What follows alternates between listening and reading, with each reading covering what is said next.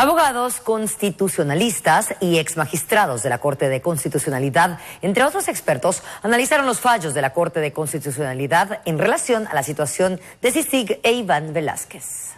A decir del abogado constitucionalista Estuardo Ralón, hubo omisiones importantes en el fallo de la Corte de Constitucionalidad y no cumplió con los límites que le establece la misma ley. Existen límites en su función. Esos límites están expresados en el artículo 268 de la Constitución. Esos límites son defender el orden constitucional y para ello, en cada ocasión que se presente una acción a la justicia constitucional y que la Corte tenga que actuar, su interpretación está sujeta a ciertas normas. No es una interpretación que deje a la libre voluntad y al libre albedrío de la intención o la percepción que un magistrado de la Corte de Constitucionalidad se enfrente al caso concreto. Es decir, tiene que buscar el sentido, el alcance, la armonía, la unidad de lo que es la Constitución, su sistema de valores, sus principios fundamentales. El exmagistrado de la Corte de Constitucionalidad, José Quesada, explica que la situación de la CICIG con el Estado de Guatemala no es jurisprudencia de la Corte, sino debe ser resuelto por medio del derecho internacional. Las controversias relativas a los tratados deben de resolverse de conformidad con los principios de la justicia y del derecho internacional y por los órganos internacionales competentes. No es posible que traten de dirimirse en aplicación del derecho nacional ni ante las cortes locales. No existe jurisdicción ni competencia para conocer de tales controversias. Y una violación del artículo 183, inciso O de la Constitución, que faculta al presidente de la República para eventualmente tener el control de las relaciones internacionales. Usurparon funciones, sí, usurparon funciones. No puede ser que una corte local boicotee la actividad del presidente de la República en ese sentido. El expresidente de la CC, Roberto Molina Barreto, señaló al secretario de las Naciones Unidas y a la Corte de Constitucionalidad como responsables de la situación del país con relación a este tema. Responsabilizo de esta crisis públicamente a la Corte de Constitucionalidad, a la cual yo he formado parte por casi un tercio de su existencia y creo tener la capacidad de poder analizar y leer lo que quisieron decir y lo que no quisieron decir, y lo que quieren hacer y lo que no quieren hacer.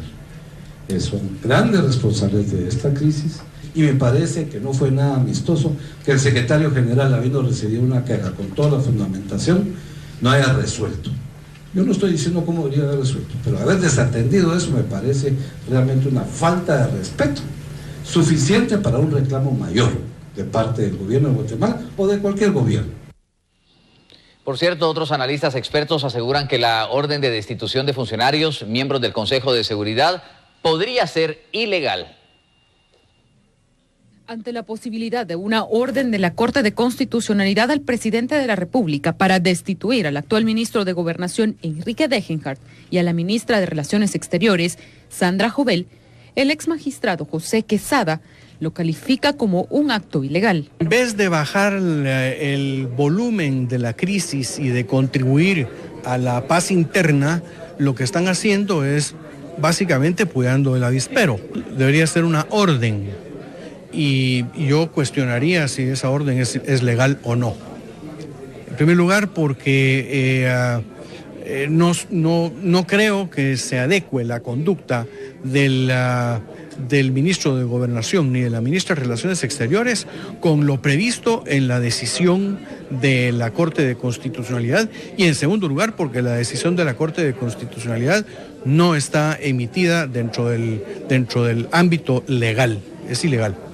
A decir del abogado constitucionalista, esta orden no podría ejecutarse debido a que no existe desobediencia a lo emitido por la Corte. En este momento yo diría que no cabe porque la resolución unánime decía que cuando la comisionada y el comisionado quisieran entrar al país, en ese momento se daba un incumplimiento. Y eso no ha ocurrido. Las negociaciones están dándose entre Naciones Unidas y el Estado.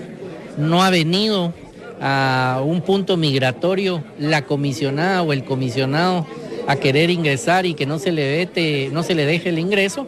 Por lo tanto, sería una resolución, a mi criterio, abiertamente ilegal si se pretende cambiar lo que ya dijo la propia Corte. El exmagistrado presidente de la Corte de Constitucionalidad, Roberto Molina Barreto, señala que esta acción perjudicaría la situación y se complicarían más.